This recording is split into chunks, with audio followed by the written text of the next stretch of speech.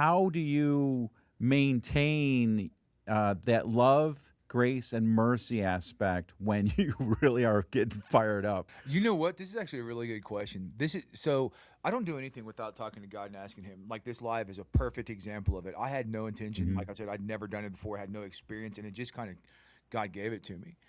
Right. And it's because of the life that I've led, right? I think that a lot there's several problems that we deal with in society and culture when it comes to these topics, right? One, if you're speaking to people on this topic, generally they have been in that sin for so long that they've become a slave to it according to scripture, right? There's a bondage there. And that means it has control over their life. That is their foundation. So if you're addressing it saying, hey, you can't have that foundation, it's going to hurt and it's going to be difficult.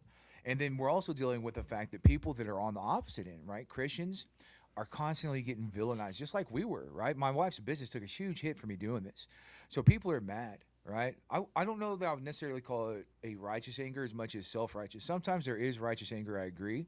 But I Right. watch some of these conversations where they're screaming at him, well, God hates you. You're going to burn in hell. And Right. Right. so we've got to combat that along. I have to combat that. God with me has to combat that, right? They've dealt with that as well as they are so deeply entrenched in their sin, they don't even realize it's sin.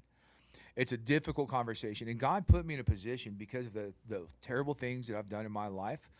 I really have the belief that I have no moral superiority. Like I Hmm. know this. It's not a belief.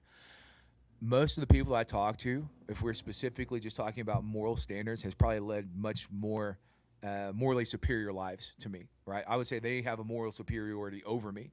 Yeah. Um, I don't think that I'm better than anybody. So it's put me in a position where I can really approach it with love